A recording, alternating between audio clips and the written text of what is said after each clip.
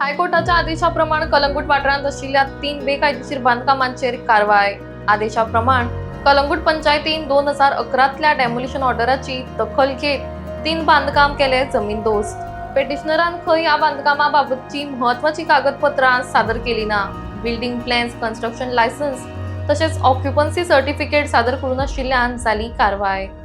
We had filed a writ petition in the High Court directing the demolition of all these illegal structures. These structures are around 16.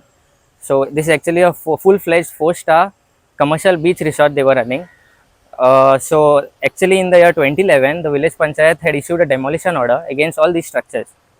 But for reasons best known to the authorities itself, the village panchayat did not carry out this demolition. So when it came to our notice that this demolition order wasn't executed, we immediately filed a writ petition at the High Court, and after multiple hearings, the High Court was pleased to direct demolition of all these structures, that is around 30 to 40 rooms, this illegal 4-star beach resort. That is, this resort is spread on around 40,000 square meters of land in Kalangut village. Maka disona the only property Kalangutan konachi aha mnan. And these people are doing gross blatant violations of the Panchayat Raj Act and the GCZMA norms. So total कितने structure आज demolition झाले? आयज total 16 स्ट्रक्चर्सांचे demolition येयल्ले हा। ते तितूंतले आता तेंच्यांनी 3 की 4 structure demolish केल्ले हा वय आयज।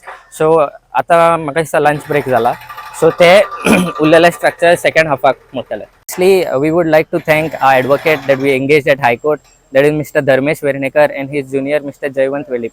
So without these lawyers, this demolition wouldn't have been possible. So a big shout out to them. High Court as order cannot fake a song sekana. High Court is the most verified source in the country.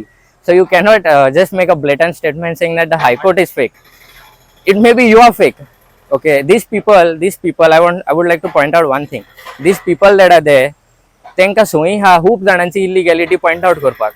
जेन्ना आयज त्यांची इलिगॅलिटी हायकोर्टा फुडल्यान point out जाल्ली हा, ती दुसऱ्यांक बोटा दाखयता आनी म्हणटा हायकोर्टाचो स्टेटमेंट फेक।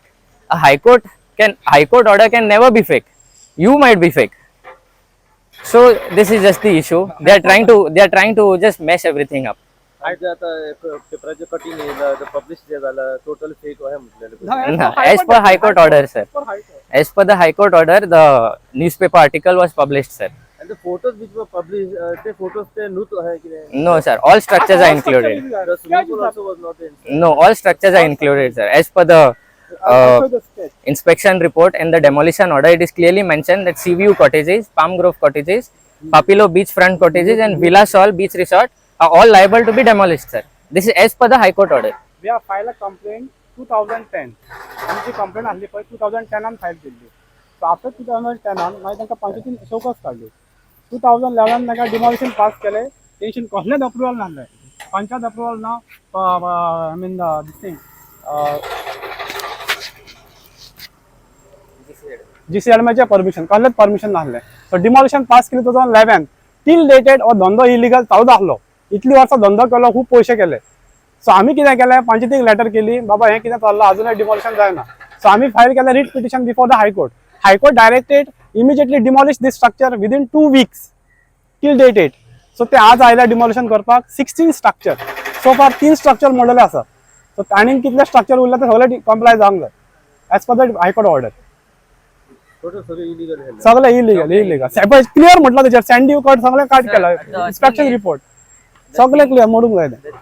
ही खूप पयलीची केस, जी केस डायरेक्टर पंचायतीन आशिल्ली पण कोणी रिस्पॉन्ड करूंक ना। तेका लागून म्हाका दिसता जो कंप्लेनंट आशिल्लो पळय तो हायकोर्टान गेलो आनी काय फॉलोअप जावंक ना, म्हणून ताणें हायकोर्टासून ऑर्डर हाडली की तेचेर बेगींतल्या बेगीन ती एक्सपिडायट जावची। अकॉर्डिंग टू दॅट ती डेमोलिशन जे स्क्वॉडाक एप्लाय केले आनी आयज आमी हांगा आयले तेन्ना आमकां अशें कळून आयलें की जे स्ट्रक्चर जे कितें मार्क केल्ले तेन्ना पयलींच्या सेक्रेटरीन हांगा जो रिपोर्ट केल्लो तो जर पळयलो आनीक जी पार्टी आसली, रिस्पॉन्डंट पार्टी आसली, तेंचे कडेन जे प्लॅन आशिल्ले त्या प्लॅनाचेर पळयलें जाल्यार 4-5 स्ट्रक्चर जे ऑलरेडी प्लॅनाचेर आसा, मिन्स सर्वे प्लॅनार आसा, तेही तितून इन्क्लूड आशिल्ले, हेतून इन्क्लूड आशिल्ले इल्लिगल म्हणजे इल्लिगल जे स्केच काडिल्ले त्या इन्क्लूड आशिल्ले। पण